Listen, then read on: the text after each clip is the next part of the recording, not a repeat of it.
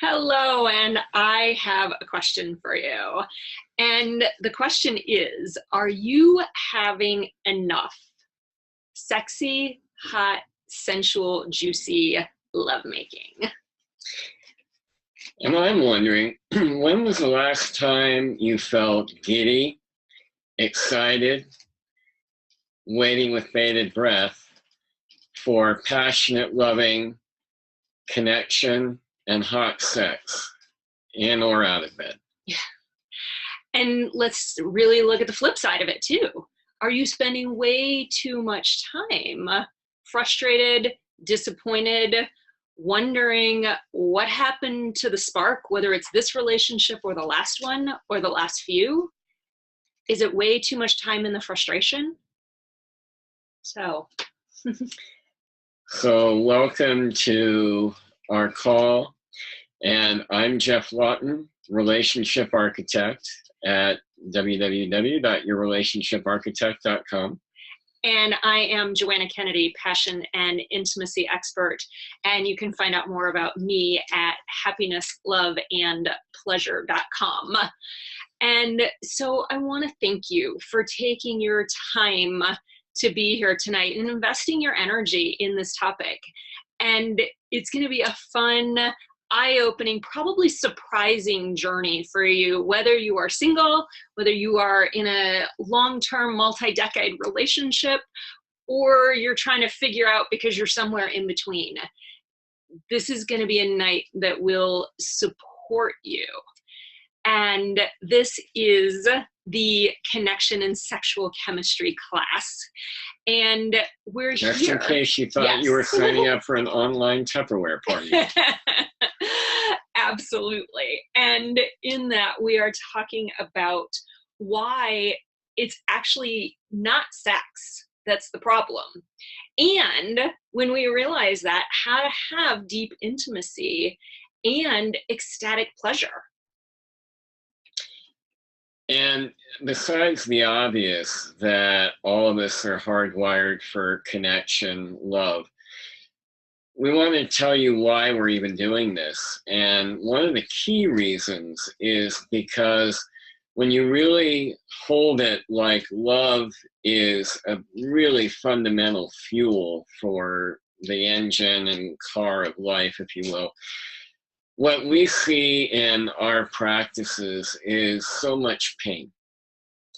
And we hold that pain is a fundamental part of life. Well, you can try and avoid it, but probably not a good idea. But we definitely, in the area of relationship with couples or with people that are single, dating, trying to get ready to date again, wherever you might fall in that, our experience is that too many couples and daters are suffering. They're feeling pain about how am I supposed to be? What should I be showing him or her?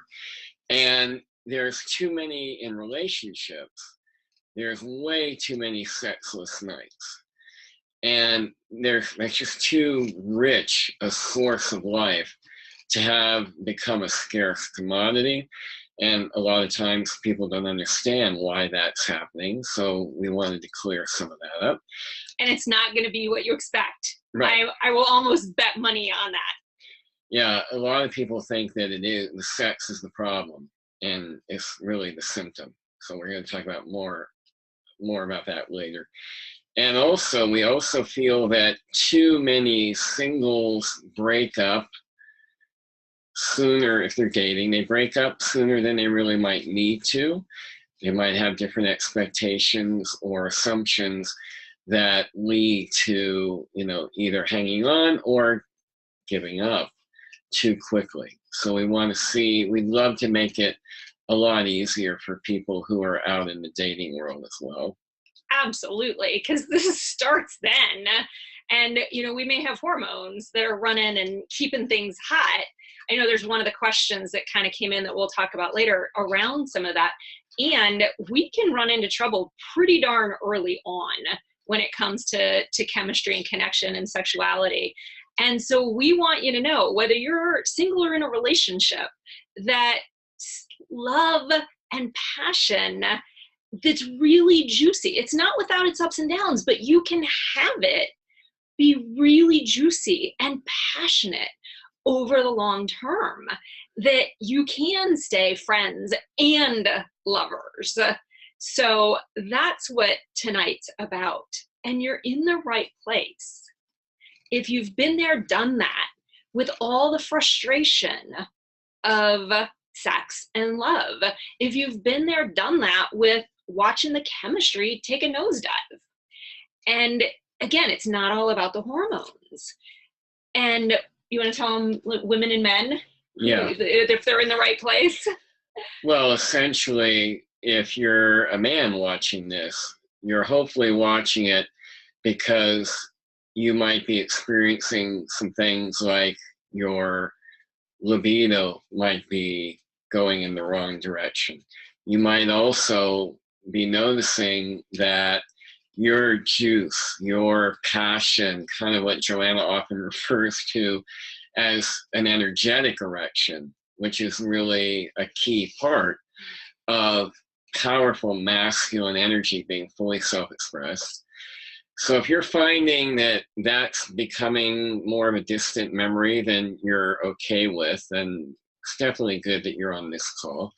Another thing that men will run into a lot that we'll talk about more later is maybe, and this happens in couples, perhaps more than with dating, but if you're a couple and you've been together for a while, you might notice that you feel, men, like you're slipping into the friend zone, or roommates. You know, you're friends with benefits, or roommates who have no benefits. That's, God, who wants that? Well, yeah. And the funny part is that the truth is there are a lot of nice guys who are in the dating world that still feel like they end up too quickly in that friend or roommate zone. So yeah, it really can show up in both. And for women, I would imagine, whether you're dating or you're in a committed relationship, and maybe a long-term relationship, you've been in it for a while, you might also be kind of noticing that there's the friend zone thing happening. You might even be noticing that it's starting with you. You've taken away your juicy, divine, hot, feminine energy. And there's reasons for that that we'll talk about later as well. And you're wanting to be able to feel that part of you get reignited, and men need to know what it is to be able to help that happen. And the other thing is, you're sitting there either in the dating world or with your partner, and you find yourself, when you're loading up the dishes in the dishwasher, or you're talking to your best girlfriend over lunch, and you suddenly are having more frequent conversations like, do you have any idea where the hell the great guys are? So Yeah. if any of that applies, you're still in the right place. Yeah. The other one I'll throw in just real quickly for women is that question of, God, I wish he would just ravish my heart and my body, like that he would be with me, body, heart, and soul. So ladies, if that's you, any of that, you are in the right place. And I want to say something to singles, especially. We've been talking about you. And yes, a lot. And I always have to pay attention to you guys, because you're the ones that come to me and say, I don't want to talk about sex until I have a partner. That's so backwards, because you're going to go down the same path and do the same routine. And then you're going to wonder, oh, I really liked this one. Like, this is the time to figure out relationship and sexuality tactics and presence in how you're showing up. So very, very much about the singles experience here as well. And we are going to share with them tonight. We are going to share with you guys tonight what it takes to really create that deep intimacy and ecstatic passion. And again, a lot about what you can do, single or committed, what you can do to be able to bring it back if it seems to have become an amnesiac-filled memory. And maybe you still have some of it, or in a new dating relationship, you might feel a bit tenuous about how much do I reveal, how vulnerable am I going to be, for example. So we're going to talk, give you some guidelines that you can use to get a sense of that. So we're going to include that as well. And I want to mention that this work pertains to any human being. And we don't mean in any way to exclude the LGBT community. So every man and woman has masculine and feminine energy. And if you're in a same-sex relationship, usually one or the other of you holds more of one energy and the other one may hold more of the other. It's totally fine. But just to avoid adding another half hour to tonight's class to try and make sure we're being linguistically correct, we hope that you'll bear with us, that we'll be speaking to straight relationships and let it apply to you as it does. Take the wisdom from it. So we want to make sure that that's really clear. What we'd like to do is tell you, why would you want to listen to us? And before we do that, I'm going to throw one more thing Please. in. That we're going to talk about the journey to connection and chemistry, because there's actually several pieces that come before it, which we don't realize.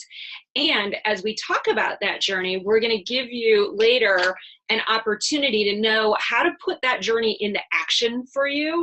And we're going to answer all of those questions that you guys pre-submitted. And if you want to send some questions to us tonight over the chat window, you can type those into the chat window and we can add those in. But we've got a good list that has been pre-submitted. So we'll go through as many questions as we can at the end. And now back to telling you why we do this, why you might want to listen to us. Right. So again, my name is Jeff Lawton, and I'm a relationship architect, which means that I help individuals and couples design, build, and learn how to maintain their dream relationship with themselves. And if you're dating someone or you're in a committed relationship, how to really design, build, and maintain that dream relationship. And I've been doing that for 21 years after a brief little 15-year detour in the corporate world. And I do it because I've been really blessed. In fact, yesterday was my 31st wedding anniversary, and my wife and I have been together for 34 years. So coming from a broken home and having, I would say, some dubious, to be charitable, dubious models of what healthy relationship might be like, it became an amazing miracle to me that I found a woman that was the right fit for me and continues to be the right fit for me after all these years.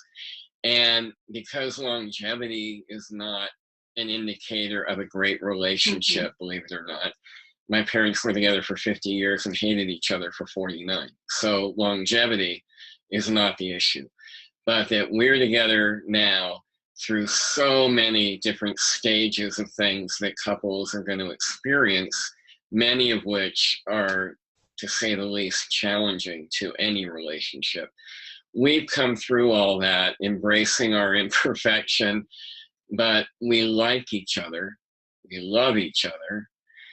Our children don't appear to hate us. So we've done something really, in my experience, something very rare.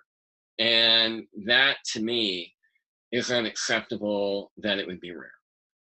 So I'm bringing the fact that I've had not only 3.5 decades of fumbling and finding, and by the grace of whatever, being able to have a thriving relationship and having kids and grandchildren that are really good human beings. And I also have written an international best-selling book called Built to Last, Designing and Maintaining a Loving, Passionate, and Lasting Relationship. Blessed that that's been on the bestseller list for a year now.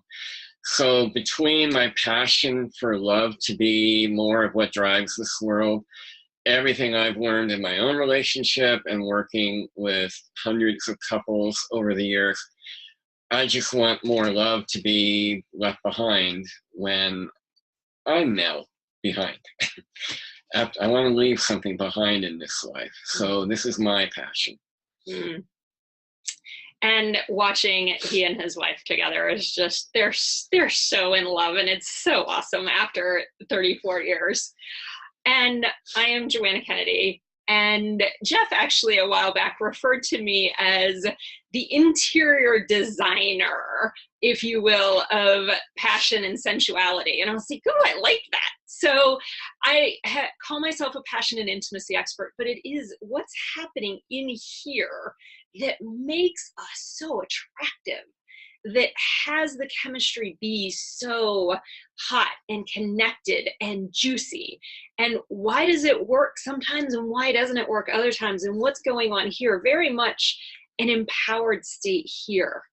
And the reason that I do that is because, one, I know what it's like not to have it work. I can remember many times walking around and I would complain to my girlfriends, why do I keep meeting all the sexually repressed men?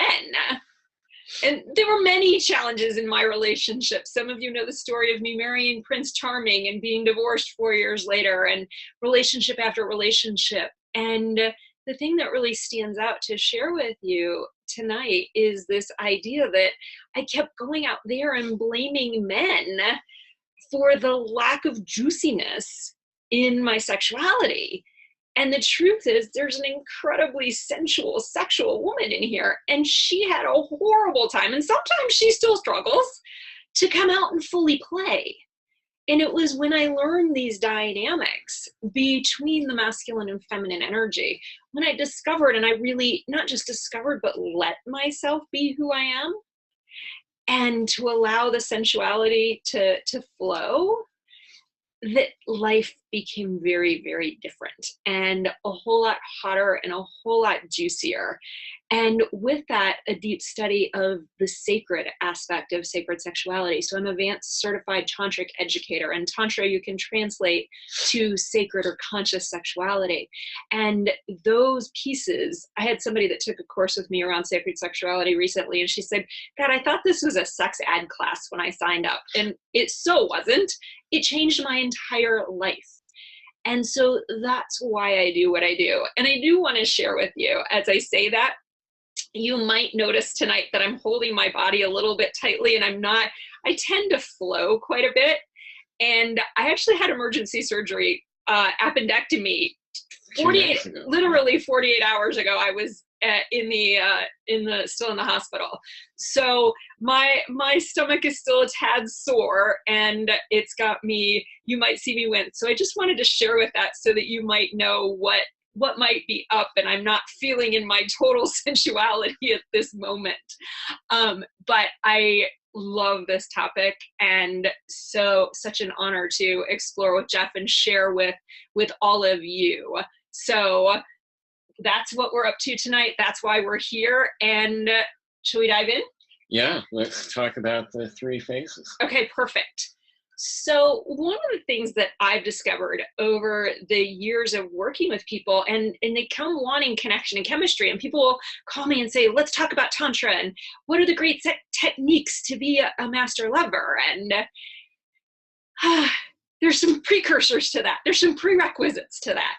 And so as we journey, not just through connection and chemistry, but what I've also come to call the divine union, where we are uniting body, heart, soul, and spirit with another, that the three phases that lead us to that divine, ecstatic, sacred union are actually, Jeff said this earlier, but it's about relationship with you. And we're going to talk about this more, but some of you are not going to want to hear that. But it really does start here. So sacred relationship with you. Then we're going to get into sacred relating. So sacred relationship with you is phase one. Sacred relating with another is phase two. And then phase three is that connection and chemistry and that ecstasy. And when you put all of those together, oh my God, life explodes. Not just relationship, not just sex. Yes, those, but the whole of life starts to explode with pleasure and juiciness. And so that's what we want you to realize, that if you want connection and chemistry, you've got to look at those first two phases. And we're going to tell you about that over the course of the night. So we're going to talk about that journey as we step through each of our topics tonight. And we'll come back towards the end and kind of reframe what we talked about there. So know that those are the phases, and that's what you want to be paying attention to. Have you set up the steps and the foundation, to use Jeff's word, that's going to give you what you want over the long term? And, I think the men watching can particularly get this analogy of what Joanne's saying. The end result can be like the equivalent of getting to ride the best Harley or the best car on the planet. And what a lot of people want to do is they want to just go ahead and buy the Harley or the hot car, and they still haven't really figured out how to ride a two-wheeler. It's kind of like that. You say, I want it, I can do it. But if you skip, like anything that you master, if you don't have the fundamentals and the basic progression that you go through and learn how to expand to having more patience, not everybody's strong suit, then you're going to get a fraction of the experience. Oh, and believe me, patience, Jeff said, not everybody's strong suit. Oh my God, I tried to skip the first steps. Not only did I try to skip them, I absolutely tried to deny them. That's wrong. 15 plus years later, I was like, oh shit. So it really is, you can't have the dessert without the foundation. You can't have all the whipped cream and ice cream without the brownie underneath.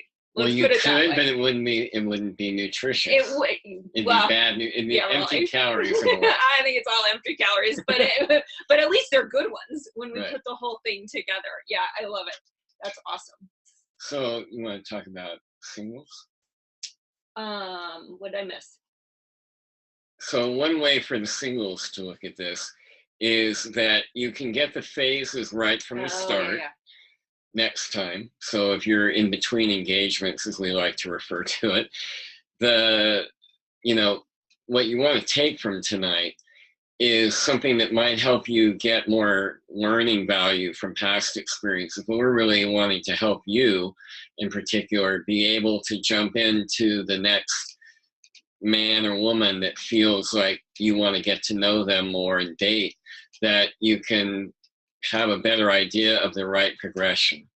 For couples, again, being someone who's been with my wife for this long and working with a ton of couples that have been together for a while, I want you to know that this isn't too late. Learning this progression and kind of, go back to go and work your way to Park Place or Broadway, where you really get a lot of the stuff that, frankly, I don't know about you or you guys out there, I sure as hell didn't get much of an education about how you do conscious relationship, how you might design something.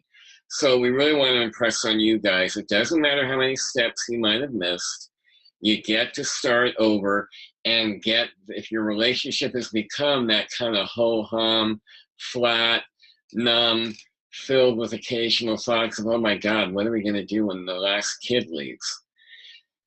This is for you to be paying attention to, because you can still completely reinvent your relationship. Absolutely. And you can't solve a chemistry and connection problem by looking at the chemistry and connection. You're looking at the first parts. And so let's talk about some of the first parts that lead to the chemistry and connection. And what we want to talk about first is some of the barriers, and we're going to talk about three specifically tonight, the barriers to what we call heartfelt intimacy. And that those barriers to heartfelt intimacy actually happen, so we'll refer back to the phases, at the crossover point where I'm taking this relationship with me and now I'm opening it up into an intimate connection with someone else. So that's that crossover from phase one to phase two. And what does that look like? And you're going to find out that we actually almost, well, we're going to get into saboteurs later, but there's almost a sabotaging impact right at that first moment. And so one of the places, I'm going to speak for the penile half of the planet, one of the things that I know, again, that I wasn't really taught was that sex, what I knew instinctively when I got old enough, was sex felt good, and that sex was a way to connect, definitely. But what I wasn't taught, and a lot of people I found don't always realize, is sex involves, once you get to be over about 19, you realize that sex is not just about the equipment. Sex is really, for it to be great sex that amplifies the level of passion and depth and yumminess in a relationship, it has to be heart involved. Your heart has to be in it. And there's a tendency sometimes for men, we can be kind of wired that sex is how we get to our heart.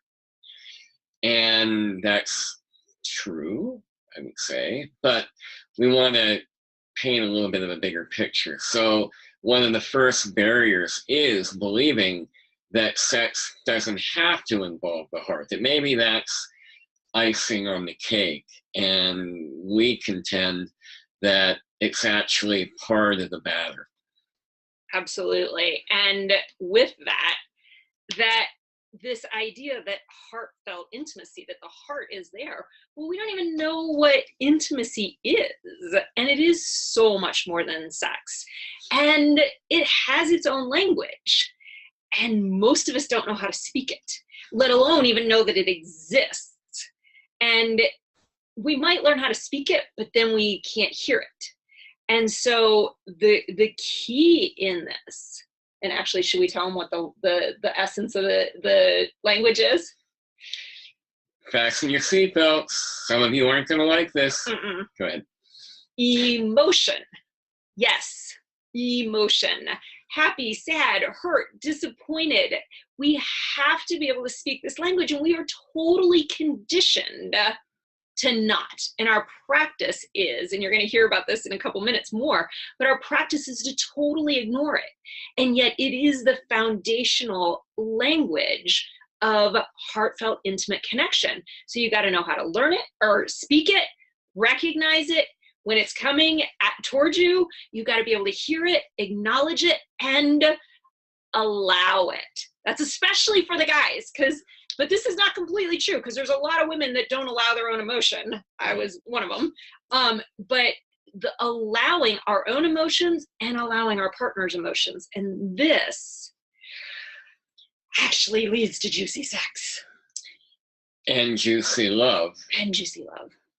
And, again, with men, in my experience with myself and many, many men I've worked with over the years, this piece, we're actually kind of brought up, even though we're deeply feeling gender. Mm-hmm.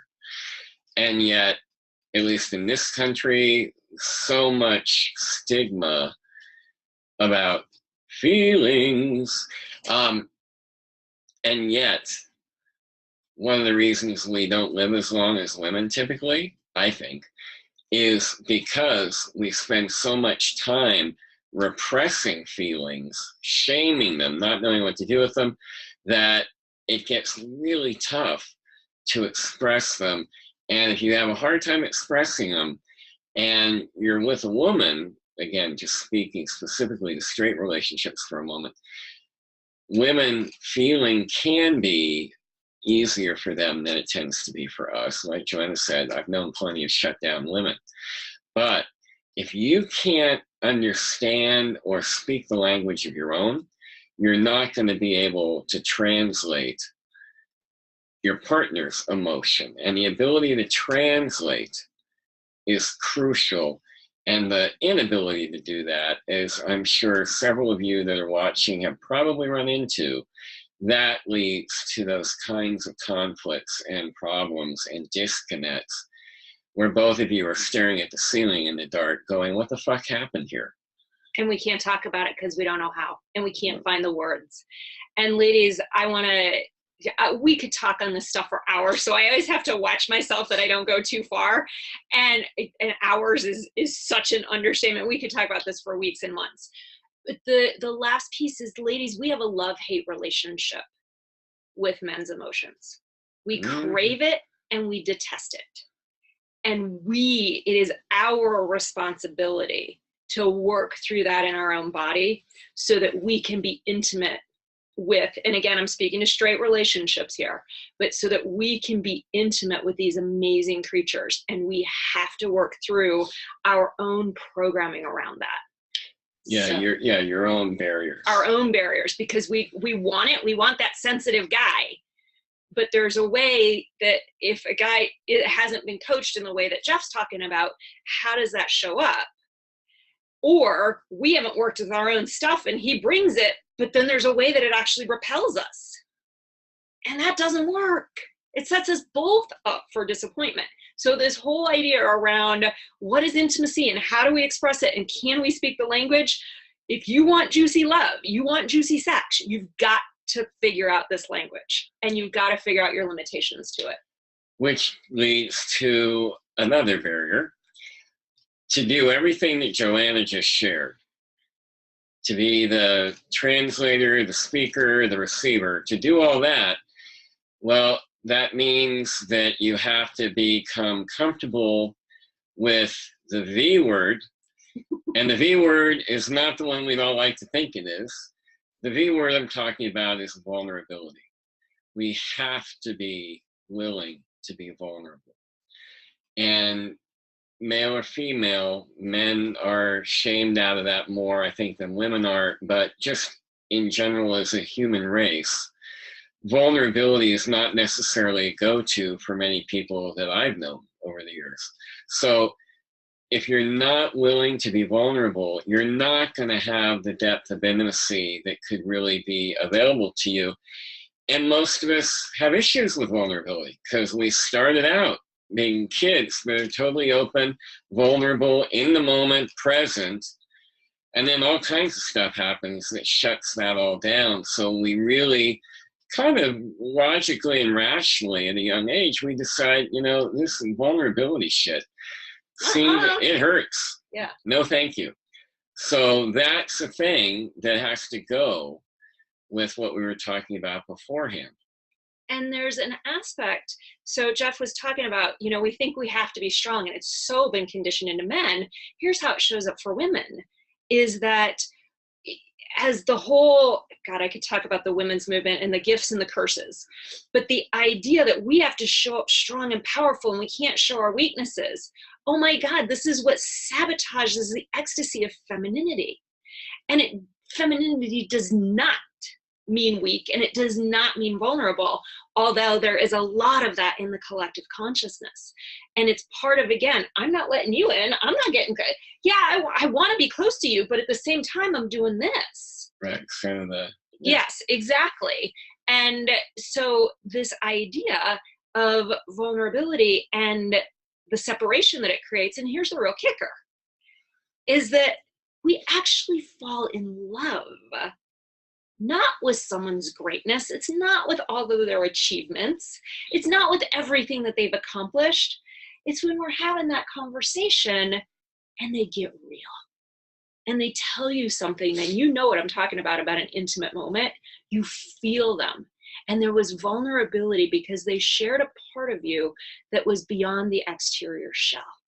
And we get scared as you know what about letting that wall down and being vulnerable.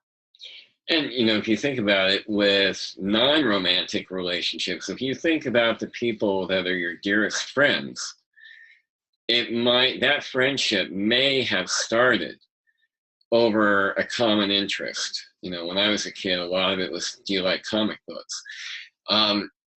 So somebody liked the same comics or music I did, well, that was certainly a good icebreaker. But if you think about any friendship and then think about relationships that you have had or the one you're in, where it begins to shift, just like Joanna said, it begins to shift when we let another see below the surface. And with men, one of the things Joanna alluded to that I want to underscore, because it's such a problem, is that a woman could say or imply, how come you're not vulnerable? I ran into this today with a client, in fact. I want my man to tell me when he's upset. And yet, if he does, the risk is he gets annihilated for that.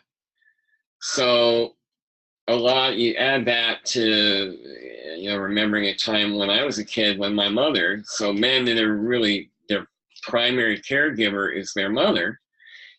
And I remember mine saying to me once, you know what, you'll never get in trouble if you always tell the truth.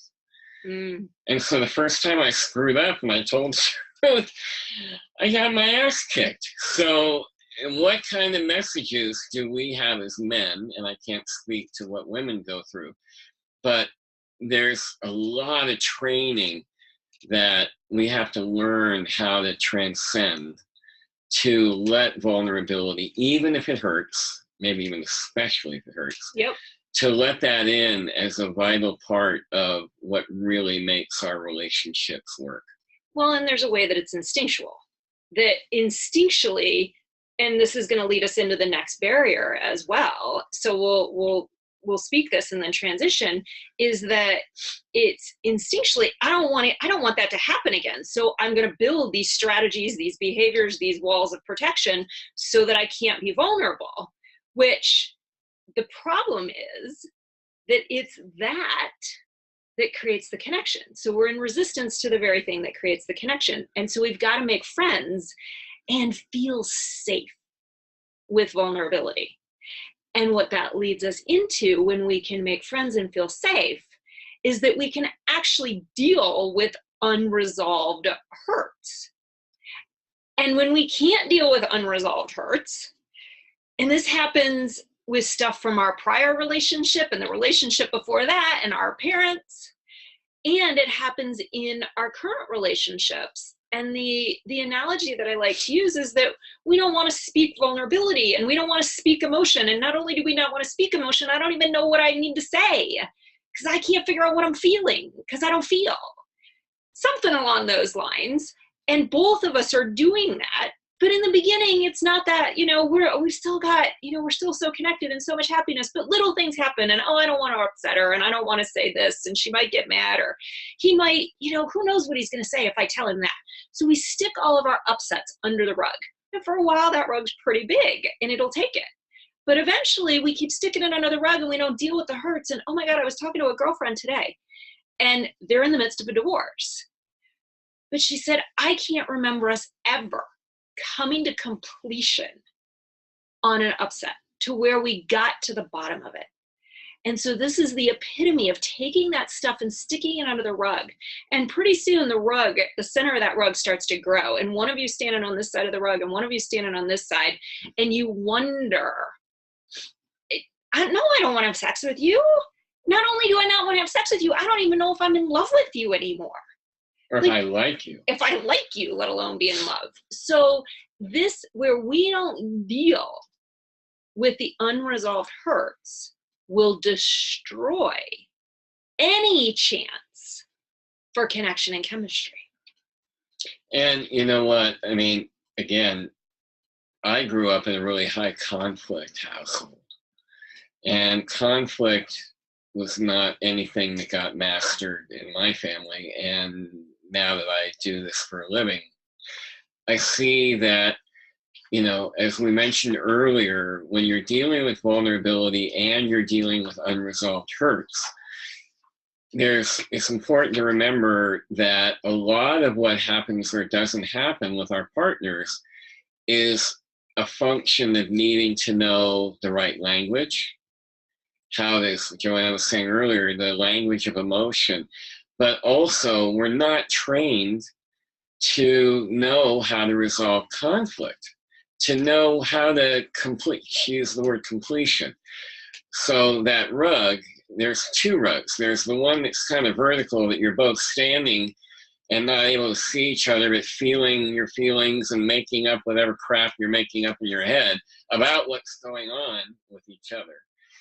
But there's also this flat rug on the floor that has an elephant or five underneath it that you and your partner, if you're in a committed relationship, but if you're not, you probably run into this in other past relationships, how many elephants that you don't deal with under the rug, all the stuff that you withhold, that will eat away. It's like termites. I'll go back to my architectural thing. It's like termites. They're all, they look, what elephants? It's like young Frankenstein. What hump? I just dated myself, ladies and gentlemen. So it's like eating away at the very fiber of the foundation and the framing on top of this relationship. You have to learn how to be able to resolve conflicts in a conscious way and to even develop mastery at it. And when you do that, makeup sex will be real makeup sex, and it will be juicy and hot. It's not another way, because so often makeup sex is actually just a way to stick it under the rug. So we want you to have great makeup sex, and when you do this, you will be so much closer, and that sex will be so much more powerful because you've moved through, and then it's good makeup sex. All right, we are going to have to watch our time. I'm watching this. We love to talk. We like to talk about this stuff. So much to give you. Right. So I'm kind of thinking that maybe we allow the cosmic joke.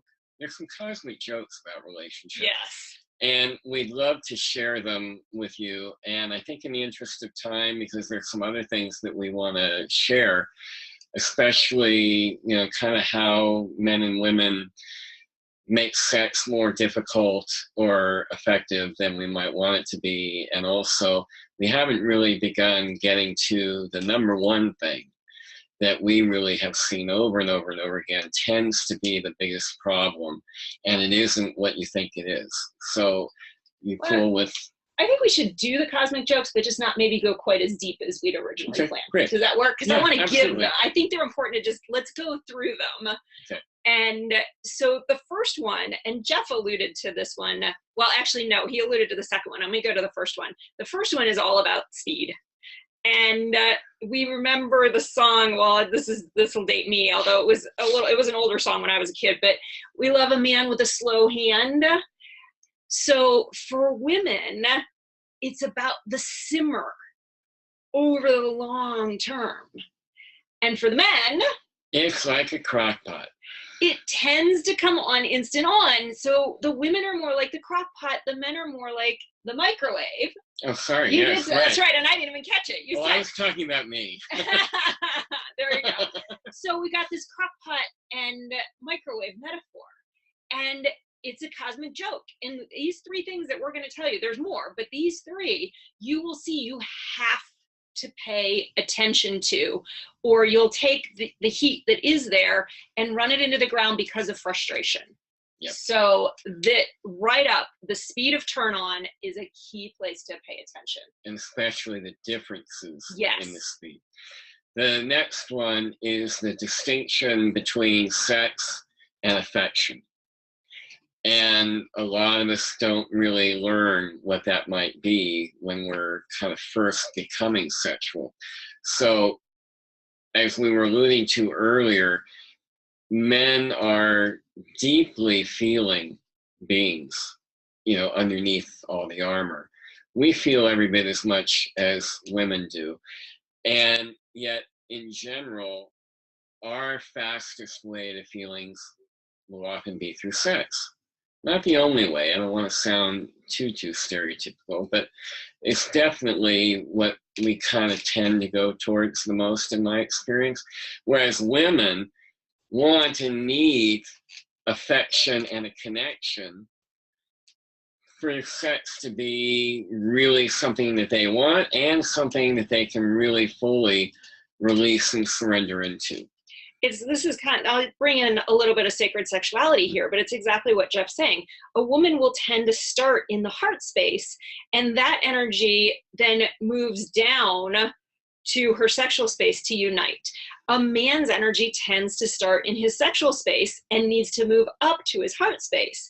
And when we come into union with each other, it will support each other, but we're not usually that conscious of how those energies really support each other. And so the real dance is, I want affection before I'm going to give you sex, and you want sex before you're going to give me affection, because it's going to help you feel. So this is another piece that you must learn to dance with. And when you do, again, this is where mastery comes in, because it really, we know when to give and when to receive. We know when to hold and when not to.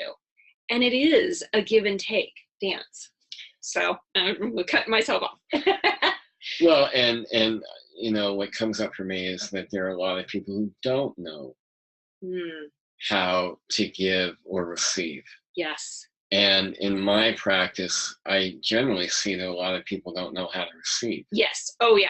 That most people are much better givers than receivers. So, and now I'll go back to some other unresolved hurts. But here's the good news. The good news is everything that we're saying, you can learn. You're never too old to learn something new unless you've already made the decision that you're too old to learn something. So that's really one of the reasons, another reason we wanted to share about this, was these are the things that we see a lot. And yet, and when you think about it all, and any that you've been relating to as you've been listening to us, then it really illuminates why sex isn't just something that works. Yeah. It's not this solely mechanistic thing that then, you know, you can be wondering, well, you know, I'm in the right state, he's in the right state, how come it's not working? You can see the underbelly of what can get in the way. Yeah, and the third cosmic joke that goes right along with what Jeff was saying is the fact that we look at conversation incredibly differently.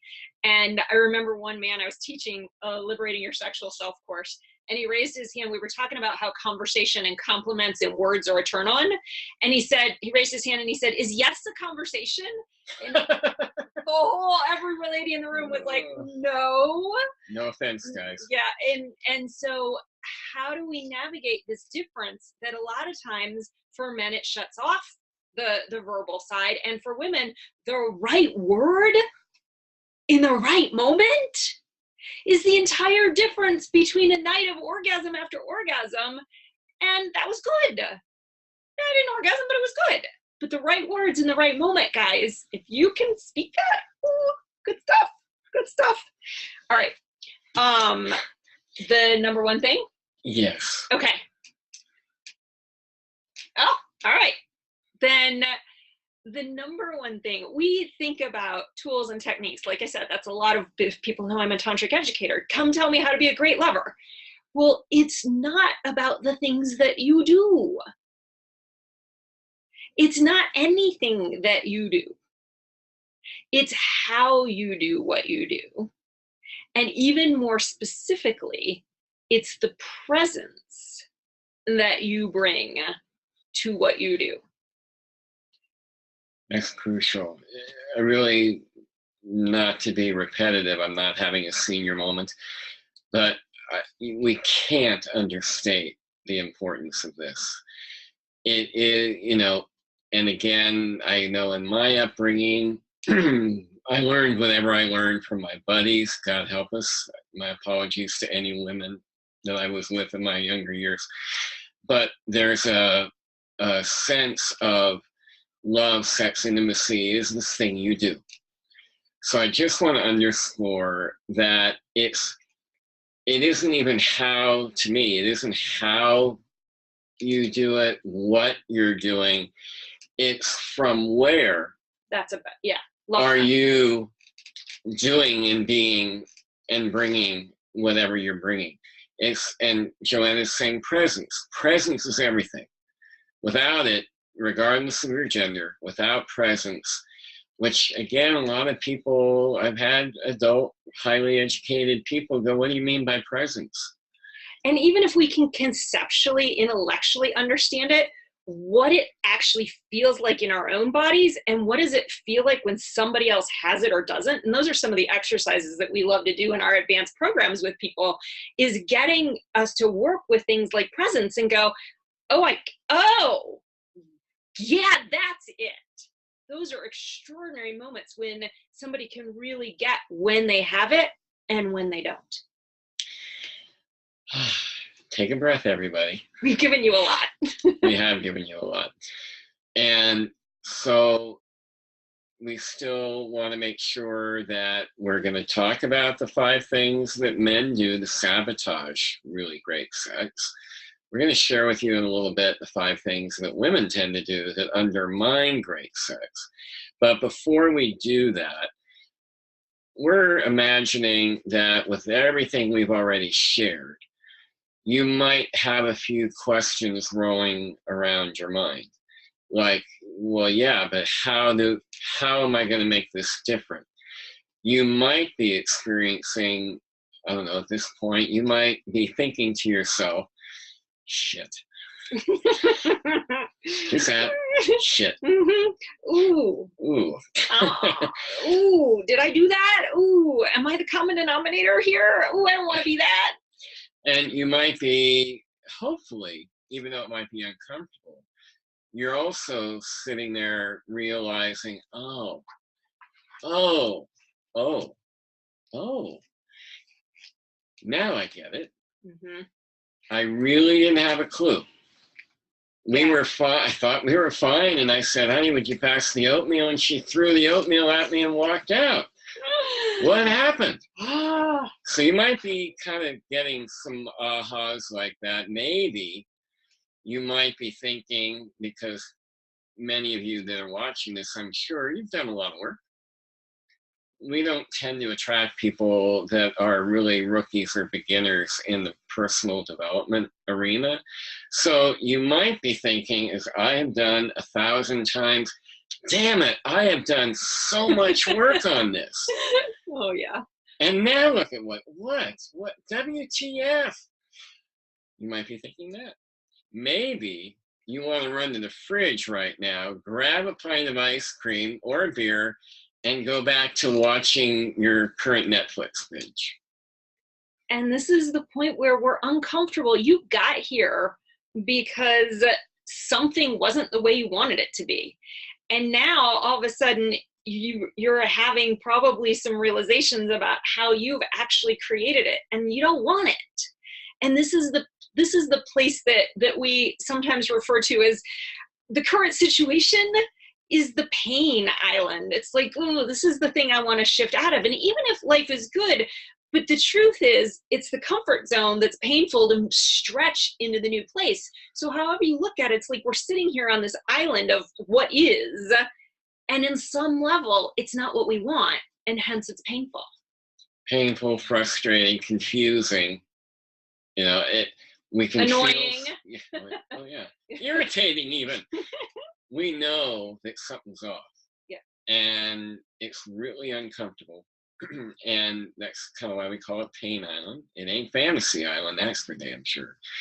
And if you want to get off of it, if you want what we're talking about and your life to be anything other than a sensual fantasy of possibility, then you actually have to do something. In this case, there is a do something to move off of that onto Pleasure Island.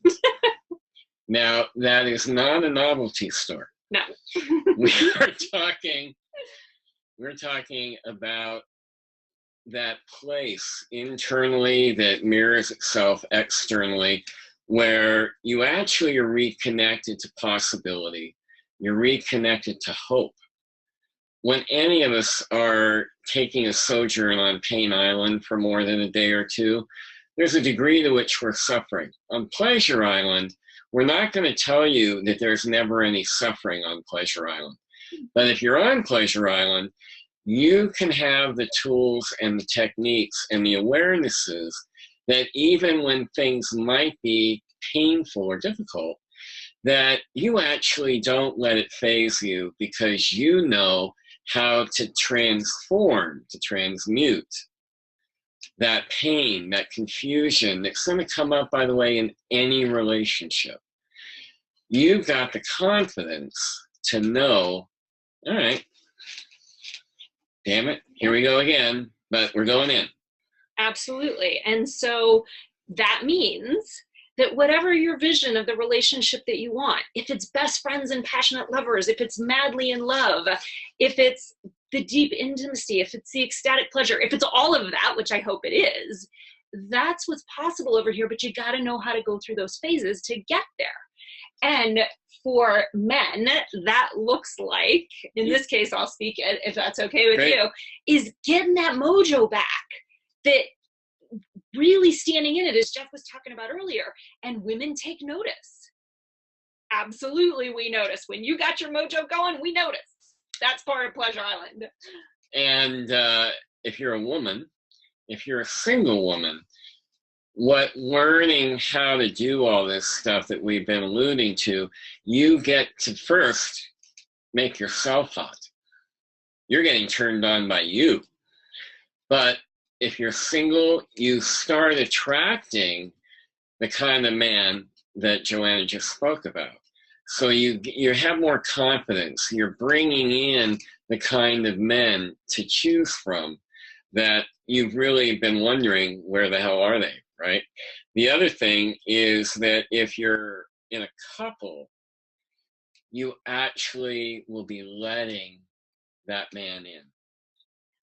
Especially if the kind of sizzle's been a fizzle, it's totally possible to get reignited and let him in and let that synergy of energy really have you both explode with love. And that's really true for the single ladies too, because way up front, we don't let them in either. And so I think Jeff just really said it from a single standpoint. It's about stop attracting the wrong ones, attract the ones that are going to light you up and that you really have something to build with. And as couples, one other thing that is available to you is that you not only figure out what went wrong, what's going wrong, so that you can, learn how to fix it, but you also get to really embrace and promote more moments of joy. And this might be a little paradoxical, by embracing the sucky stuff and using it as a growth opportunity for each of you individually and as a couple. Kind of have a technical acronym for that. It's AFGO, another fucking growth opportunity. So if you try and avoid those, the relationship will eventually collapse under its own entropy. But when you meet that, you get the heartfelt moments of joy, you get the pleasure, you get the intimacy that happens over the ups and the downs. And so with that, how you get from over here where you are to over here where you want to be, where it's not what you wanted, where it's painful on some level, to where it really is everything you've always imagined it to be. And you can have that. The bridge, so go back to what we were talking about earlier, the bridge is those 3 phases. Each step walks you from one island to the other, getting you to Pleasure Island and keeping you there through the ups and the downs. So again, what does that look like? It is sacred relationship with you. And you've probably heard the phrase, and it pissed me off when I heard it, and you can't love another until you love yourself. And so this relationship with your needs, wants, desires, turn-ons, emotions, feelings, sensations, all of that is critical for you to have access to before you get into the sacred relationship and sharing it, those moments of intimacy as you move into that sacred relationship. And so that's the first part of the phase. And I can tell you, there was an article that came out a year or so ago from a 40-year marriage therapist who said the number one destroyer of intimate relationships, the number one destroyer of intimate relationships is self-abandonment. The entire first phase is so that you never abandon you again. That idea that you get lost in a relationship can't happen if you do phase one. So phase two is then have the relationship. How do we relate? All the pieces that we've been talking about. We've talked of crossover points. We've talked crossover into chemistry. We're going to talk about that some more when we get to the ways we sabotage. But now it's how do we relate? How do we get into this partnership? And then as we step into phase three, how do we take that up and heat it up and take it even to the next level so that we're in complete union? So this is the journey of ecstatic, deeply intimate romantic love. And the question, or actually the questions that are here for you, is how far along that path do you want to go? How deeply into divine union and connection and chemistry do you want to go? How many phases do you want to walk? How beautiful is the journey along the way? How quickly do you want to get there? And what's the experience?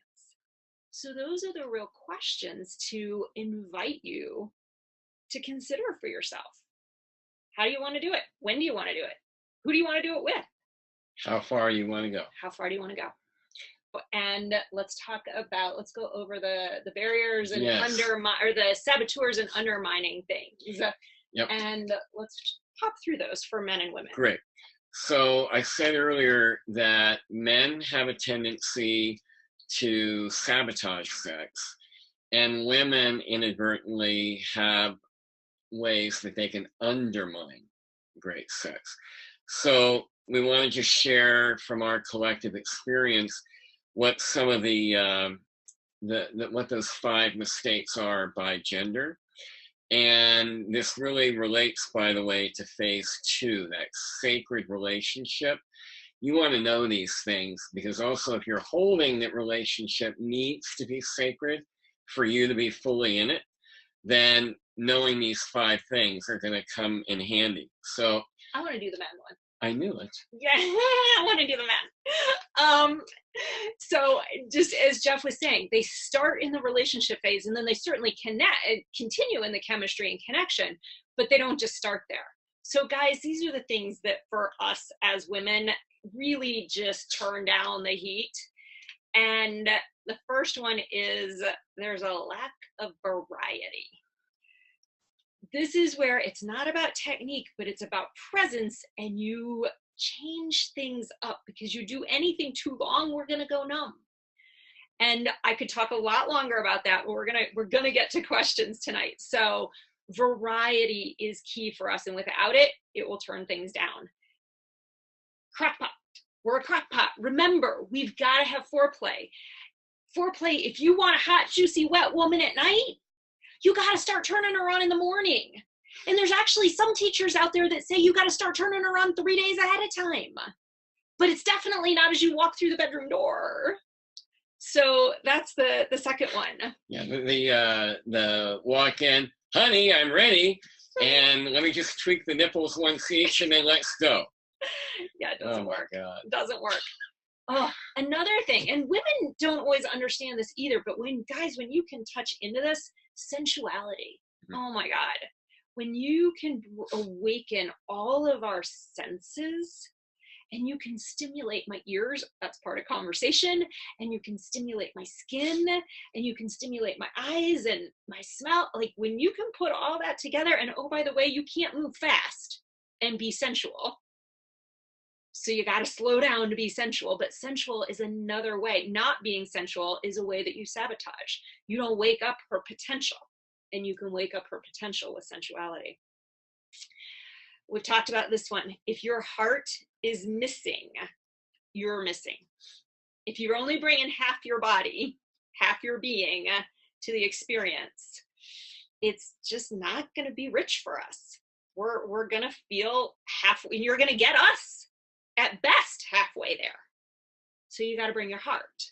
And then the last one is, and this one could really apply to both, but thinking that what you need is what she needs We do love that way. Oh, if it works for me, it'll work for him or it'll work for her. No, it's so, so, so different, guys. So you got to learn her language. And there's some consistency across women, but then you've got to learn your woman, each woman that you're with if you're dating. So those are the key saboteurs that we want you as ladies, we want you men to stop doing so that we can have better sex with you. Well, if you're listening, guys, so here's the 5 biggest ways that we've seen that women can undermine sex, both for themselves and for their partner. Mm-hmm. The first is not knowing your own desires and turn-ons, or not, maybe you do and you don't express them. So if you have any propensity to be shy, and or you just really don't know yourself, there's an amazing opportunity to be vulnerable, there's the V word again, and to be upfront with, I'm not really sure what I like or want or what turns me on. And that turns it into a lovely treasure hunt between the two of you to discover what that is. The second is telling him directly or indirectly that he's doing it wrong, and being disappointed by that, and adding to the disappointment by also thinking, and he should know he's doing it wrong, he should know why he's doing it wrong, and damn it, he ought to start doing it right. That is going to undermine the whole shooting match. That also then can lead to the third one, which is receiving, where, as Joanna said at the beginning of the class, will you let him in? Will you surrender? It's not surrendering your power, it's surrendering your opposition or your guardedness and letting him in and receiving all that that brings with it. And let him pleasure you. Sorry, right. I had to jump in, but we don't let him pleasure us so often. We got to try to keep it even. Stop it, ladies. Yeah, no orgasmic scorekeeping is really very healthy. The fourth one is being unresponsive or unexpressive. Lots of reasons why that could happen. But in general, if you're there and you're not asking for what you need, you're not giving him loving feedback, and you're sitting there and he's on top and you're looking at your watch, we can sometimes be a little bit dense, but we're not that dense. And the fifth one is the whole context that you put sex in that I call Harlequin versus a quickie. So Harlequin novels, romance novels, Jerry Maguire movies, all that stuff that's this romanticized, Hollywoodized sense of what great sex is supposed to be. And that often is written about as these languorous, lovely 2-hour lovemaking sessions, which are awesome. Can be that. Yeah, absolutely. Especially if you know Tantra. It can be really amazing that way. And sometimes you just want to have a quickie. And that can be every bit as valid and fun. So if you're not sure about the differences between those, that will also undermine stuff. So we have many questions. I'm going to start with one that is from a woman. And she asks, here's something I continue to bump into. My initiation of sex. Once I'm there, I'm all in. But initiating is difficult and feels almost fake because I'm not feeling the desire until the intimacy begins. I've tried imagery, self-talk, and just plain fake it till you make it mentality. What do you suggest? Okay. All right. Perfect. This whole idea of initiating is really, God, I could talk forever. But the first part is there's a masculine feminine dynamic that goes on. And the initiating is always masculine energy because masculine energy pursues. It takes action. And the feminine energy is surrendered to that. And so if this particular woman happens to be feminine at her core and she's trying to initiate, she's actually going against herself. And so we've got to look at in our partnership dynamic, is this a man who, on some level, it's like there's great men and they think, oh my gosh, if I initiate, I'm not respecting her, or what's she going to think of me? And so there's many reasons that men will step back from initiating. But, and I say men, but it's anybody who carries a predominantly masculine essence. And what a woman with a feminine essence has to learn to do is express her desire to be pursued. And the secondary piece that I'll put underneath that is that instead of initiating, it might be preparing ourselves. So that initiating, that pursuit dynamic is one piece of it. And then the second piece that's underneath is, how do I prepare myself? And ladies, I talked about men don't bring sensuality into our loving. One of the ways that we can prepare ourselves and start to get our own juices flowing is to connect with our own sensuality. There's also something that I teach, and this comes up in the academy, but I'll teach it to my one-on-one clients too, is a woman's transition ritual. How does she transition out of her go get shit done, excuse me, world into a world where, what, you want me to stop and receive? Like, there's a really unique, each woman has her own unique way of transitioning when she learns it. So that's the other way that we can prepare ourselves. That was an awesome question. Yeah, really great. And the only thing I'd add to it from my perspective that I think is what Joanna was really meaning there is that if you start to be making love to yourself through the preparation, which could also be literal as well as figurative, but if you're realizing that you're preparing for nothing but yumminess, and you begin to breathe that in and embody that, there's probably not going to be any fake it till you make it required. Absolutely not. Great. Yeah. And I'm like, and if I've had a really tired day, yeah, there might be a little bit, you know what, I want to get there. But it's not fake it till you make it, it's choose it. I think that's really the better way to say it. Yep. Is that sometimes I have to choose it because I value it, as opposed to it's just automatically there. Yeah. So we have a question from another woman, and she asks, I met a man online and our texts evolved into explicit sex. How can I tell if he is serious about pursuing a relationship like he says? He lives in another city, so we haven't met in person, but have been in contact for a few months. I think I'll leave it. I was going to say that one. You go for that one. So I'm sure that you've heard the expression, money talks and bullshit walks.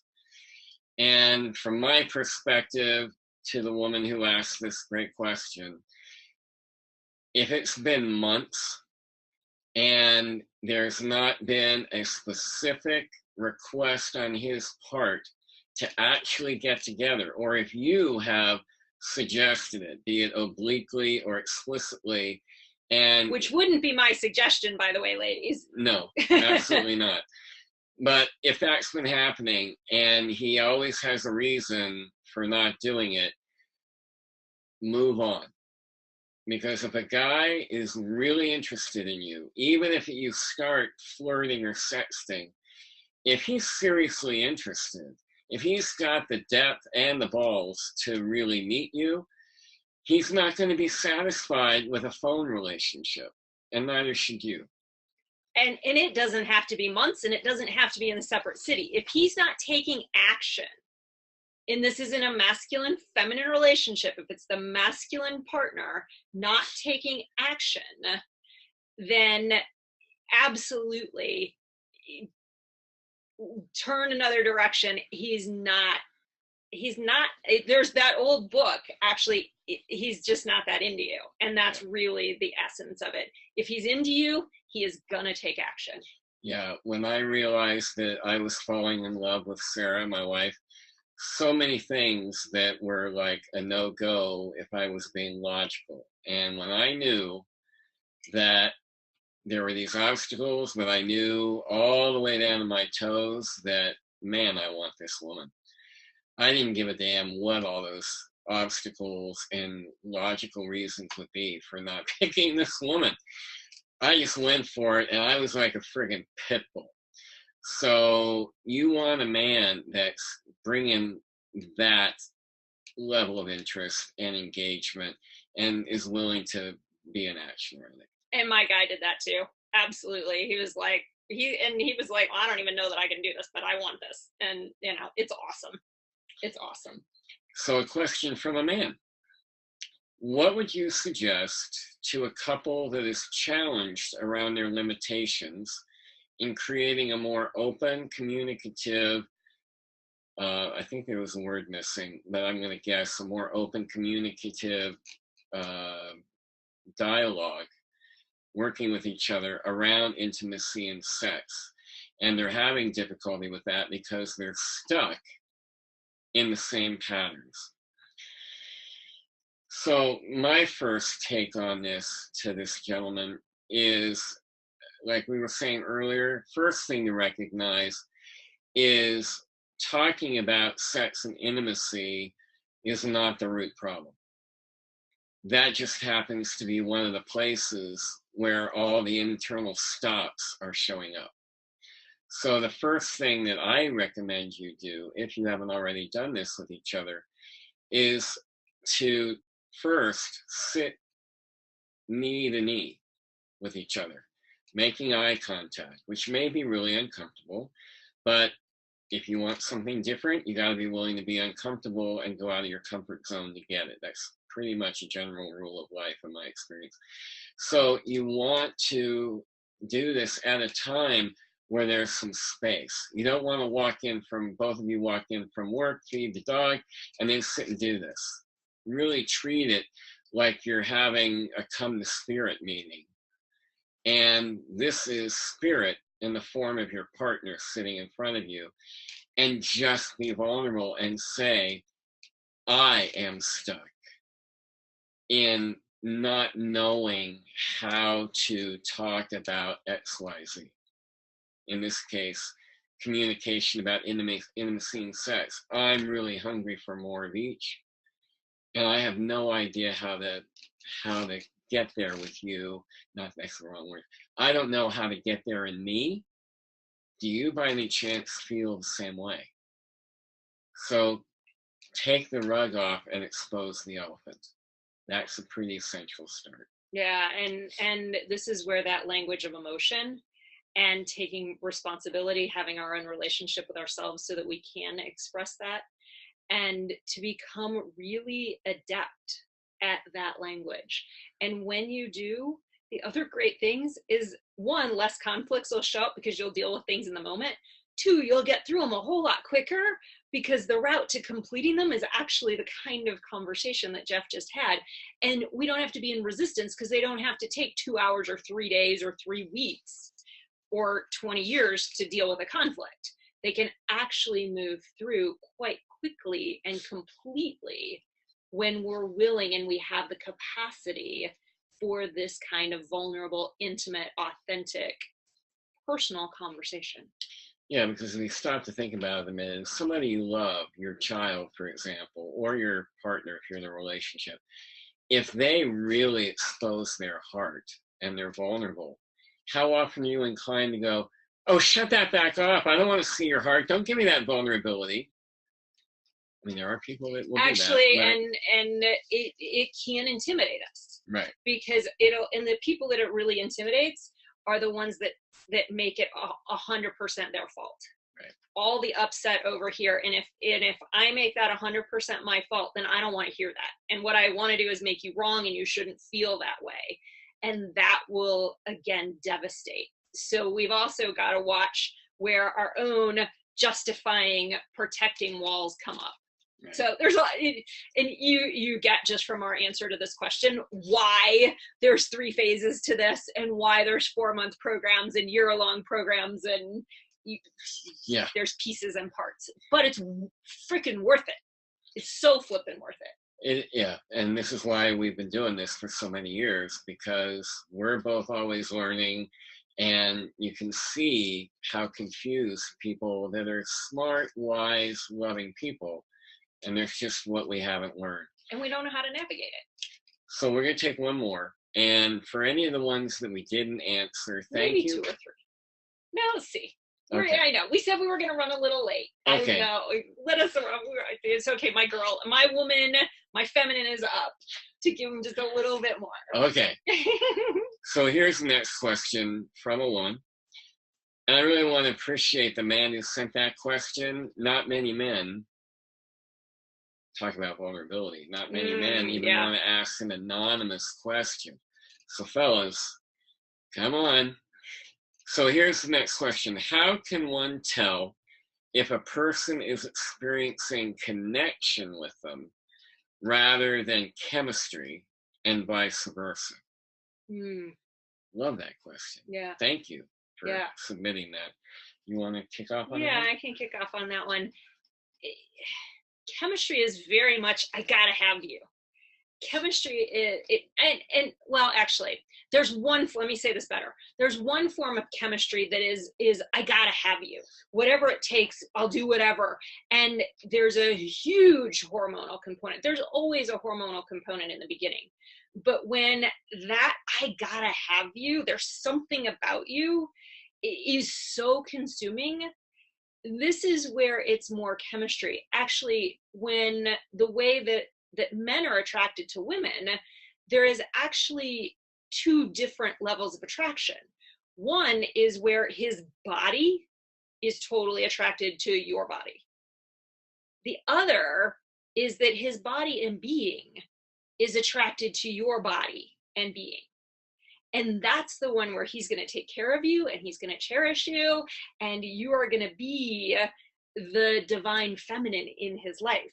So you're looking for the guy who wants and is turned on by your body and being. Yes, your body, but that's not running the show. If that's all it is, that's not partnership material. Yeah, and I'll add to that, because I think that's a killer answer, is that to me, and with all the men that I coach and work with around this stuff, chemistry is I gotta have you. And yes, it's about I gotta have your body, I want your sex, all that. Connection is more about I want you. I want to get to know you.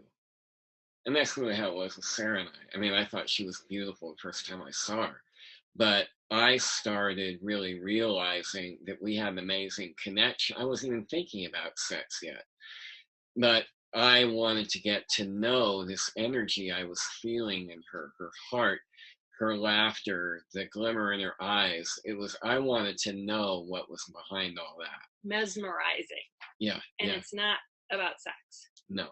So that's just one key way you could also discern what might be going on, is if all you're thinking about is I gotta have you, and it's really about the sex, then you're leaving out at least 2 more dimensions. And if you're connecting, you want all the dimensions. Yeah. Okay. Let's pick. There's one up here.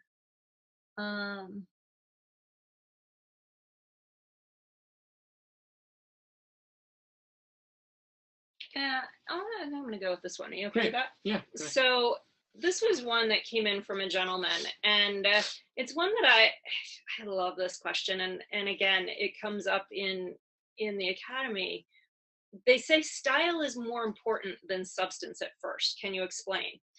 I haven't used that phrase, but the essence is this conversation around what is attractive. And here's the thing, it applies in dating, but it also applies in relationship. Mm-hmm. And I remember, I don't know if I was hearing the story or if I was reading it, but it stuck with me because it spoke so much to this particular thing. Is one, attraction, whether we've known that person or not, or whether we're just seeing them for the first time across the room, has so much to do with how they're presenting themselves. And truthfully, what we choose to put on our body is reflective on some level of our internal state. And do I respect myself? And do I care about how I'm showing up? And a piece that came out of the story back, I don't remember when I heard it, but was this idea that it was a couple she was basically saying, when you don't ever put on any nice clothes, I'm not as sexually attracted to you. And he's like, well, your sexual attraction shouldn't have anything to do with my clothes. But the truth is, if I matter in a woman's mind, you're actually going to pay attention to you and how you're showing up. And in that, whether you choose to or not, it's okay. But you have the knowledge, if I share it with you, that if you choose to take care of what you put on the outside of your body, it's going to turn up my sexual attraction. That's a piece of data that you get to use. And do you choose to engage with it or not? And for most women, if you walk around in your gym shorts and a t-shirt all the time, you're not as sexy to her. And yes, gym shorts can be sexy, but it's what is it that has you show up in a way that has her value? And the truth is, it impacts our passion. Yeah, I mean, just imagine if the media figure that you fantasized about as a teenager, if she came and looked and dressed like she was going to the Oscars. Are you good? And she calls and says, I'm coming over. You be ready. What, you're gonna, scratch your balls and leave your, jeans on that you haven't washed for 2.5 weeks, and you're just gonna throw on a fresh shirt and not shave, not tend to yourself? Of course, well, you might, but you'd be dumb. So he's got such a way with words. So it really is about, actually, another way I remember having a woman mentor me a long time ago was, if spirit, God, whatever you want to call higher power, if it sent you an engraved invitation saying, I want to have dinner with you and I really want to get to know you, you're not going to meet that energy like you're going to a Shriners party. You're going to want to bring that version of the divine in you to be able to meet and connect. And then on top of that, we are visual. That's just, our brains are not the same as women's brains in certain areas. We tend to be visual. So when, like you can see Joanna's energy, even with an appendectomy under her belt, literally, that here you are in your feminine, in your juiciness, looking radiant. And when my wife dresses up and she comes out of the bathroom to go out to dinner, and she looks like $1,000,000. It isn't just how she looks, the visuals are there, but she picked just the right blouse, just the right shoes, the matching jewelry. Her whole presentation says, okay, Bunky, you're about to go out with a goddess. Be ready. Uh-huh. And I'm like, okay, great. So that style and substance, yes, go hand in hand. And it's the energy that creates the substance. It's the energy of how she showed up. Yes, all the pieces contribute to it, but her whole essence. All right, I'll let us quit here. I said 2, so we did 2. Okay. Thank you for humoring me. No, it's great. I love that we got to answer those questions. And I want to just say one last thing before we sign off about what Joanna just shared about the energy. If you never had another thing to do with either of us, if you took this away on top of all the other stuff that we've offered here tonight, the energy is where both the magic and the transformation happen.